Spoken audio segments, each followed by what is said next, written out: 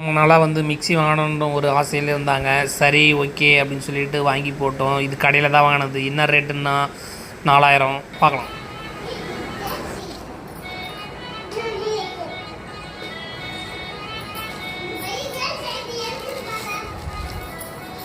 இதான் அதனுடைய மிக்ஸி உடைய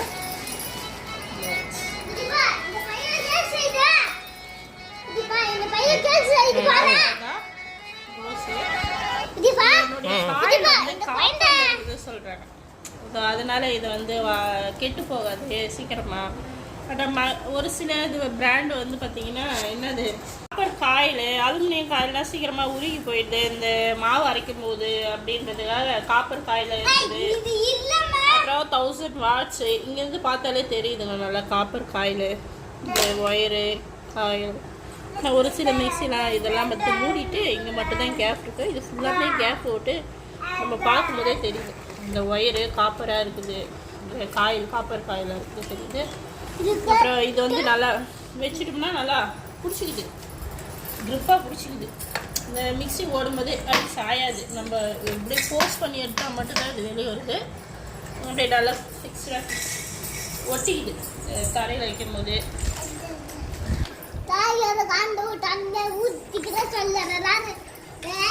இருக்குது. அடுத்தது பார்க்கலாம். அடுத்ததான் நம்ம இதனுடைய கேப்பு. இந்த சட்னி அரைக்கும் போதோ இல்லை மாவு அரைக்கும் போதோ என்ன பண்ணுறோம், அந்த அரைக்கும் போது அந்த பூஸில் வந்து ஓப்பன் ஆகி வைக்கலாம். அரைக்கும் போது லாக் பண்ணிக்கிட்டோம்னா நம்ம ரொம்ப ஃபோர்ஸாக பிடிச்சிக்கிட்டு இருக்கணுன்ற அவசியம் இல்லை. இது ஒரு கிளிப்பு மாதிரி கொடுத்து வச்சுருக்காங்க. இது ஒரு பெனிஃபிட்டு. அப்புறம் இதை வந்து ஓப்பன் பண்ணி நம்ம தண்ணி ஊற்றி அரைக்கிறதுக்கு இதை ஓப்பன் பண்ணிக்கலாம். அப்புறம் இதுமாதிரி லாக் பண்ணிக்கலாம். மேக்ஸிமம் இந்த 1000 வாட்ஸுடைய மிக்ஸியில் எல்லாத்துக்குமே இது மாதிரி தான் இருக்குங்க. லாக் பண்ணிக்கிற மாதிரியோ இதை ஓப்பன் பண்ணி பண்ணிக்கிற மாதிரியும் இருக்குது. இதில் தான் எல்லாத்துலேயும் இருக்குது. இது ஒரு பெனிஃபிட் நமக்கு.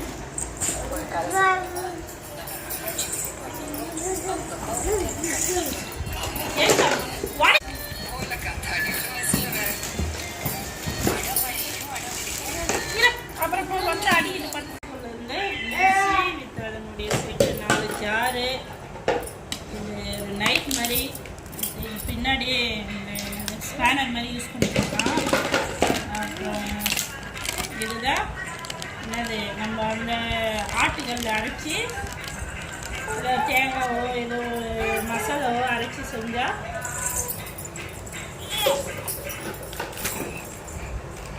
நான் இதை காய்ச்சிட்டு 4 ஜாரு வித் ஒரு பிளேடு, ஒரு நைஃபு. அப்புறம் இது நைஃபாக மட்டும் இல்லை, இந்த பிளேடு மாற்றுறதுக்கு பின்னாடி ஒரு ஸ்பேனர் மாதிரி இதை வச்சு அப்படி வச்சு துருவிக்கலாமா. அப்புறம் இதை மாற்றிக்கலாமா, அது கொடுத்துருக்காங்க. இந்த பிளேடு எதுக்குன்னா நம்ம ஆட்டுக்கல் அரைச்சி செஞ்ச மசாலா தேங்காய் அதுமாரி செஞ்சால் இது ருசி வேறையாக இருக்குது. இதுமாரி நம்மளே அரைச்சிக்கலான்ட்டு மிக்ஸிலே அரைச்சிக்கலான்னு கொடுத்து வச்சுக்கிறாங்க. அது யூஸ் பண்ணி பார்த்தா தான் தெரியும். அப்புறம் ஒரு 2 பேப்பருங்க கொடுத்துருக்காங்க. இது ஏதோ அவங்க கொடுத்து வச்சுக்கிறாங்க. அதான் ஆட்டுக்கல் போல, ஆட்டுக்கல் யூஸ் பண்ணுற பிளேடுன்னு கொடுத்து வச்சுக்கிறாங்க. இது வந்து பார்த்திங்கன்னா நம்மளுடைய வாரண்டி பேப்பரு. வாரண்டி பேப்பர் மட்டும் இல்லை, எப்படி செட் பண்ணிக்கலாம் அப்படின்ட்டு கொடுத்து வச்சுருக்காங்க. அப்புறம் இதில் மெயினாக வந்து பார்த்திங்கன்னா அவங்களே ரெசிபி போட்டு வச்சுருக்காங்க பாருங்கள். இட்லி பொடி, கரம் மசாலா, தேனிக்கு சட்னி போட்டு வச்சுக்கிறாங்க. இது மாதிரிலாம் போட்டு செய்யலாமா. நம்ம ஒரு நாளைக்கு ட்ரை பண்ணி பார்க்கலாம். அவங்களே எவ்வளோ ஐட்டம், இந்த சாம்பார் மசாலா கொடுத்துருக்காங்க, ரசம் பவுட்ரு கொடுத்துருக்காங்க, புளியோதரை மசாலாவாம், இதுமாரி அவங்களே கொடுத்து வச்சுருக்காங்க. இதை ஒரு டைம் ட்ரை பண்ணி பார்க்கலாம். சரி, இதை அப்புறம் பார்க்கலாம். அப்புறம் இந்த பேப்பரில் பாருங்கள், அதான் இந்த பிளேடு இருக்குங்களா, அதான் அவங்க பவுண்டிங் பிளேடுன்னு போட்டு வச்சுக்கிறாங்க. இங்கே இந்த பிளேடு தான் பவுண்டிங் பிளேடு தான், அதாவது ஆட்டுக்கல் ருசி வரது இது போட்டு வச்சுக்கிறாங்க. இதுதான் இதனுடைய ஸ்பெஷல். அப்புறம் இந்த காப்பர் காய் 100% காப்பர் காய் தான் இதனுடைய படத்தோடு போட்டு வச்சுக்கிறாங்க. அந்த காப்பர் வயர் போட்டுருக்காங்க. இதுதான், இதுக்கு தான் இந்த பிக்சர்ஸ் போட்டு வச்சுருக்காங்க. சரி, இப்போ நம்ம ஜார் பார்க்கலாம். இதுதான் என்னது, இந்த பெரிய ஜார்.